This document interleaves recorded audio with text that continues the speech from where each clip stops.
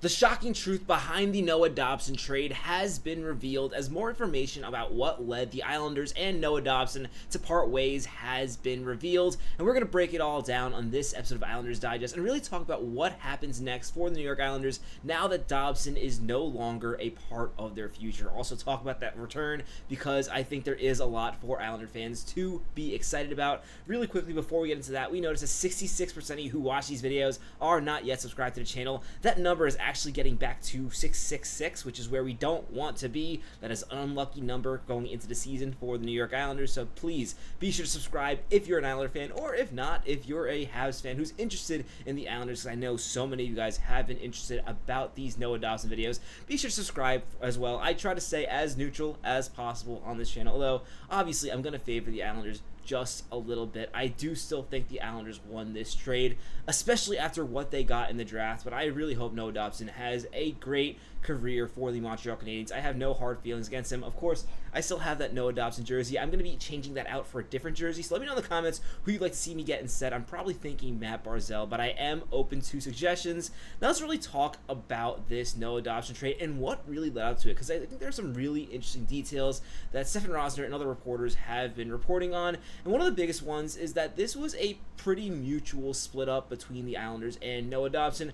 Some fans have been really taking it out on Noah Dobson on social media, and I don't really like that idea. Now, I've been very vocal when people talk about how incredible Noah Dobson is going to be as a Montreal Canadian, and just saying, well, I hope he plays as good as he can, but it's not really fair to think this player is going to be this incredible defensive player when on the Islanders he showed he really struggles year after year, having more giveaways than the previous year and really struggling to really cover the front of his net. I think that was the biggest issue with Noah Dobson. As good as the transition game is, and I've always defended him for his transition game, I think his first pass is always really strong, but he's always been all over the place in front of the net. The amount of people who are wide open while Noah Dobson is on the ice is frankly ridiculous. And for a defenseman who's getting paid $9.5 million, the fact that you have to shelter him and keep him away from the other team's top top forwards is very concerning in my opinion. But it's no longer my problem as an Islander fan, and I hope he figures it out.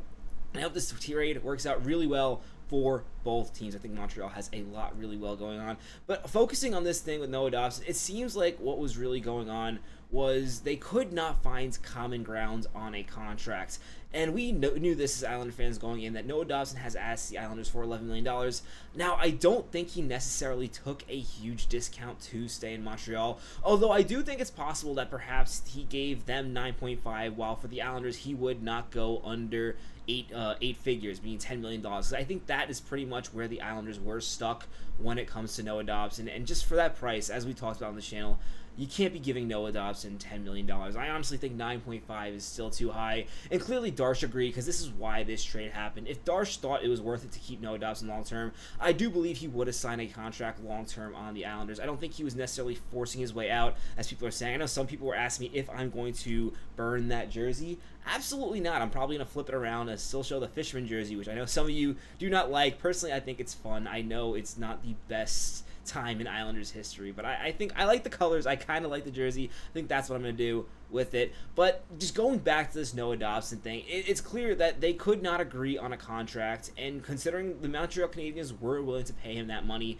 it made sense for the Islanders to trade him, and I think Darsh really got a good return. I know a lot of people are complaining about the picks, and yes, it is a futures-based return, but I think that's the direction the Islanders needed to go, and I really commemorate Matthew Darsh for taking the initiative to go in that direction when he could not get a deal done with Noah Dobson. In addition, this has been a really stressful time for Noah Dobson. He has a wedding coming up apparently on Monday, so it's crazy that he's getting traded now, having his entire life uprooted right before his wedding. And I wish him and his wife happiness. I wish him all the best on his next journey. For Islander fans, don't hate Noah Dobson now that he's gone. You can be happy with this return and also hope Noah Dobson has a good career at the same time. And I will say, I actually thank Noah Dobson for being so willing to sign an extension for the Islanders to get 2 first-round picks in this return, especially considering everything going on. He could have totally just sat on his hands and waited until next week to do this contract and totally messed the Islanders' plans up for getting future picks in this draft. He didn't do that, and for that I am thankful, and I'm excited for the Islanders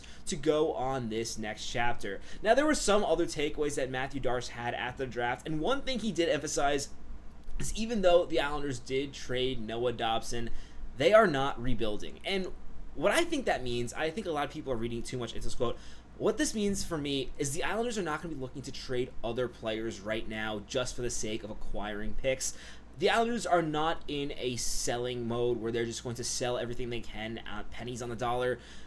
In other words, this means they're not trading Matt Barzal. They're not trading Bo Horvat. They're not trading Holmstrom. They're probably not trading Romanov unless you give an absolutely insane return. And especially after Noah Dobson was traded, I think it's pretty safe in the next 2 days we're going to be talking about an Alex Romanov extension, and hopefully that's not too much money, although I think Alex Romanov is an incredible defense. And frankly, for everyone saying that Noah Dobson was the Islanders' #1 defenseman and they traded their top defenseman, they didn't. Romanov was the Islanders' top defenseman last year. He played the most minutes for the most part on the team. He played the best minutes on the team. He was the one playing against the other team's #1 forward lines. Like, Romanov was the Islanders' #1 defenseman, in my opinion. Some other notes on this trade, and something I really think needs to be mentioned, is Darsh has really clarified that Heineman was not some extra piece that was thrown onto the top, and that this the picks were the main assets, and then he also got him as a throw-in. Darsh has made it really clear that he really wanted this player, and that's something that excites me, because one thing Darsh has talked about in interviews back when he was on Tampa as an assistant GM is when he sees a player he likes, he goes out and gets them. Sometimes he might pay a high price for that player, but if he believes that player has another level and they can blossom on his team, then he goes out and acquires them. And I think Heineman is a really good example of a player who did not play as many minutes as he likely wanted to in Montreal. And on the New York Islanders, considering some of the deficiencies in the forward lineup, I think this is a guy who's going to get a bigger role and have a real chance to prove himself, and that is something I'm really excited about. And I like that Darsh clarified that this was not just about the picks, it was about this player as well. And do I expect Heineman to be a better player than Noah Dobson? Not really. I do honestly think there is a chance that one of these players they got in the draft could eventually become a better player than Noah Dobson, which is why I'm so excited about this trade. I think the value they got from those picks is insane, and granted, you couldn't know that going in. The Islanders definitely took a risk trading Noah Dobson for draft picks. I was really excited at the time because I thought it meant they were going to get James Higgins, although as I've said now, I think the two players they got instead are really good value for the Islanders. Still, the fact that he likes Heineman's game and he likes his shot and he thinks he has a lot of grit and speed and he is what the Islanders want in the future is something really encouraging for Islander fans. And this is something that's going to really play a role into this season, as I think the Islanders really are going to try to stay competitive. As Darsh says, this is not going to be a rebuild. Now, that being said, I still think this is going to be a team, especially at this point without Noah Dobson. I really thought the Islanders' only chance at making the playoffs would have been if Dobson carried them the way he did, if he turned back the clock and played the way he did 2 seasons ago. Now that he's gone, I'm really not seeing a route at this time. Free agency still coming. A lot can change, but at this point, I really see this team going to be on the outside of the Eastern Conference. Not going to be a bottom feeder team like the Penguins, but I think they're going to be pretty close to the bottom of their conversation. But still, I like that the Islanders are not going to sell off assets, and this is going to be a really quick turnaround in my opinion, which is why I believe that it truly is not a rebuild, because the Islanders have done all the gritty work of a rebuild in the sense that they drafted 3 times this year in the top 20 without really bottoming out, and that's really impressive from a team perspective, especially considering all the hell that other teams such as the San Jose Sharks and the Blackhawks have gone through just to get their first overall picks. The fact the Islanders just had theirs this year, and then they added 2 more really solid prospects. This is really exciting. And going back to Heineman, I think he's a big part of this future for the Islanders. You see, he's only 23 years old, so he's a lot closer to Schaefer's age than some of these other players on this team, and I think he's going to be a really key member of their third line. The more I think about it, I think that's where he's going to be playing, and has a chance to play with players such as Callum Ritchie and other young players on the Islanders who are going to be looking to make a bigger name for themselves. He's a player who has a really good shot. He's had really good flashes in the NHL, and I'm really excited to see what he does with a full season, a full healthy season, because as I was reading up, and as some of you have informed me in the comments, he actually got into a car accident last season, hit by a car, and that really hurt his point totals toward the end of the year. So nice to see him get a fresh start on the Islanders, where he's going to get a bigger role, because playing on the Montreal Canadiens, he was playing under 11 minutes a night. You got to assume, looking at the Islanders lineup, especially considering even their more skilled forwards are on the wrong side of 30. Heineman is going to have every chance in the world to move up this lineup and really get more minutes, considering Anders Lee and Palmieri are not going to be playing 15 plus minutes a game for the full season. They're not going to last if they play that much at this point in their careers. And one thing I want to take away from this trade is Noah Dobson is obviously the best player in this trade. He's the most known asset, but the Islanders got some really big players in Victor Eklund and Kashan Action, and I really see potential. And the key here is potential, because nothing is guaranteed, especially when it comes to prospects. As much as I like Victor Eklund, I was so high on Victor Eklund, he could be a bust. I could be wrong. He could never play a game in the NHL. But I will say, especially with these prospects, I think there's a really good chance the Islanders end up getting at least a package that is way more effective than Noah Dobson on the ice. And I honestly think there is a chance that Victor Eklund or Kashan Akerson can actually become a better player than Noah Dobson in the future if they continue to develop the way I think they can. Especially with Victor Eklund, I think the ceiling is very high for a player like him. Heineman, I don't think the ceiling is as high, but I also think there's a lot of potential for him to do more than what he did in the Canadians. In fact, I would not be surprised if he has a 35-point season on the Islanders, scoring 15 goals, maybe even 20 in a 40-point season. I don't think 40 points is out of the question next year for this player. I think he has a lot of room to grow. Last year was his first full season in the NHL, and I don't think he's peaked out yet. We saw how much Holmstrom improved between his first and second season in the NHL. I think it's going to be a similar situation.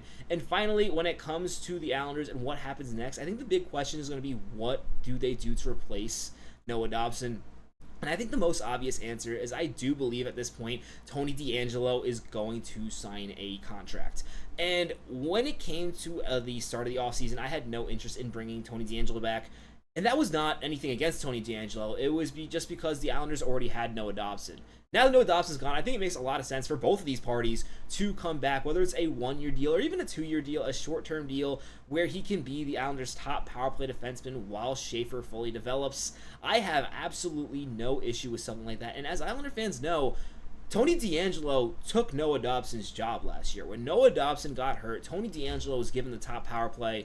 And when Noah Dobson came back, he did not get that job back. I think the power play looked better with Tony DeAngelo. This is one of the reasons why I'm not so upset about losing Noah Dobson, because at this point at the end of the season, he was not even beating out Tony DeAngelo and Adam Boqvist for that role. I think with them combined, the Islanders are just going to be just fine on the power play into things when it comes to getting points from the defense. Now, when it comes to the defense side, I do think it is going to be a struggle, especially with DeAngelo. He does not play good defense. For the record, Noah Dobson was also not playing the best defense for the Islanders, so I don't think this is a big issue. I think they're going to be just fine.